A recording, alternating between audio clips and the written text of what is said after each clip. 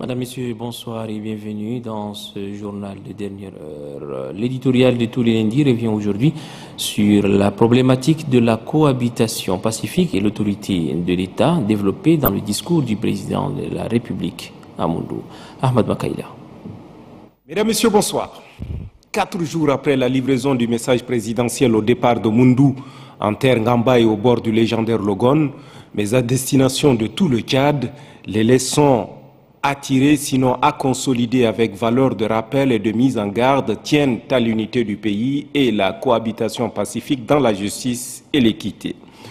Nous avons un seul pays, il n'est ni à vendre ni à hypothéquer. Et dans la marche de ce pays aujourd'hui, hier, avant-hier et demain, nous sommes tous victimes, complices ou bourreaux. Tous, nous avons d'une manière ou d'une autre des comptes à rendre à l'histoire. Si le président de la République s'est vu obligé, quittant son texte l'air grave, affirmer l'égalité de tous les Tchadiens, c'est bien parce que faute d'une administration forte, audacieuse, une administration respectée et respectueuse, faute d'une telle administration, il se trouve parmi nous des Tchadiens qui ne vivent pas leur temps et qui sont soit en avance, soit en retard sur leur temps. De vous à moi. Si le chef de l'État certifie devant Dieu et devant les hommes qu'il n'y a point de Tchadiens qui soient au-dessus d'un autre, qui pourrait dire le contraire?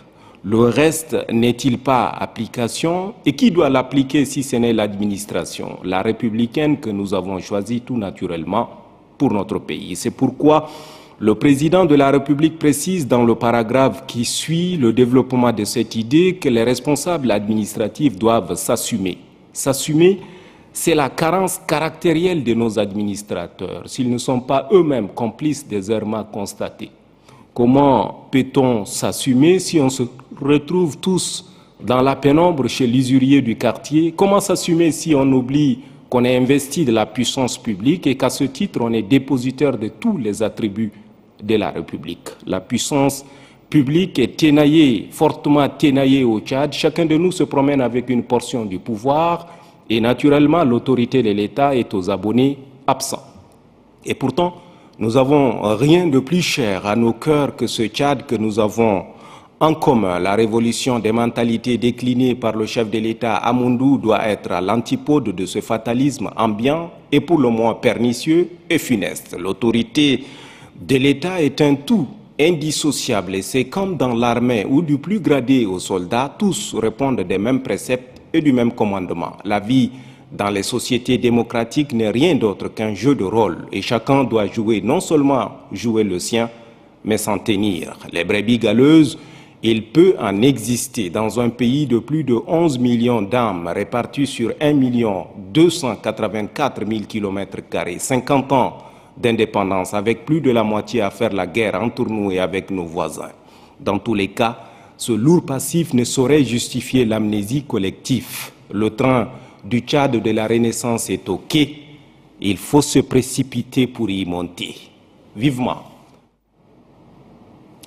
Ouverture ce matin au CEFOD d'un colloque scientifique sur le thème 50 ans de gouvernance au Tchad, état des lieux et perspectives. Cette rencontre permet d'évaluer les performances du pays et jeter un regard sur l'avenir. L'ouverture des travaux a été présidée par le ministre de l'Assainissement public et de la promotion de la bonne gouvernance. Reportage Ganda Tawamia. Il y a un peu plus d'un demi-siècle que le Tchad assume son destin en tant qu'État souverain et indépendant. Durant cette période de gestion du pays, des réflexions ont été menées, des stratégies politiques, sociales, économiques, des outils et instruments de la gouvernance ont été mis en œuvre. Le CEFOD, le ministère de l'Assainissement public et de la promotion de la bonne gouvernance, ainsi que les partenaires jettent un regard rétrospectif sur cette gestion. 50 ans de gouvernance au Tchad, état des lieux et perspectives. C'est le thème de ce colloque scientifique au cours duquel seront diagnostiquées les performances que le pays a connues avant de jeter un regard vers l'avenir. Pour le directeur du CEFOD, le thème retenu est d'actualité et sa pertinence est certaine, car il vise à relancer et faire vivre le débat de la bonne gouvernance au Tchad. Le pays fait partie des pays les plus pauvres et populations vivant en dessous du seuil de la pauvreté. Classé 175e sur 182, pays selon l'indice du développement humain du PNUD en 2009. Il représente des taux de mortalité maternelle et infantile élevés et aussi des taux de scolarisation situés parmi les plus faibles de la planète et l'analphabétisme touche plus de 2 Tchadiens sur 3. Selon le ministre de l'Assainissement public et de la promotion de la bonne gouvernance, il est vrai que le Tchad a connu la guerre, la pauvreté, le désordre, la corruption, la mauvaise gestion de la chose publique. Cependant, le gouvernement a fourni des gros efforts afin de lutter contre la mauvaise gouvernance qui...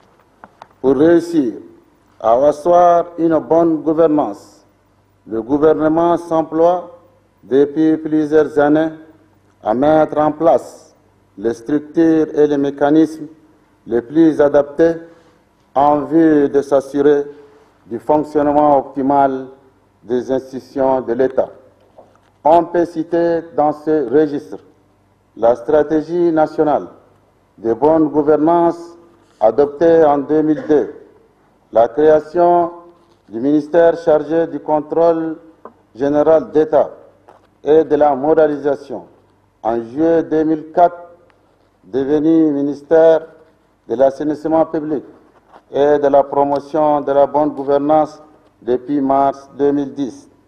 L'enquête nationale sur la perception de la corruption, assortie d'un plan d'action mené par mon département qui est déjà validé par le comité technique et attend d'être adopté par le gouvernement. La ratification en cours de la Convention de l'Union africaine sur la prévention et la lutte contre la corruption. Ahmadai Al-Hassan souhaite que ces assises contribuent à l'émergence et à la consolidation d'un état de droit au Tchad.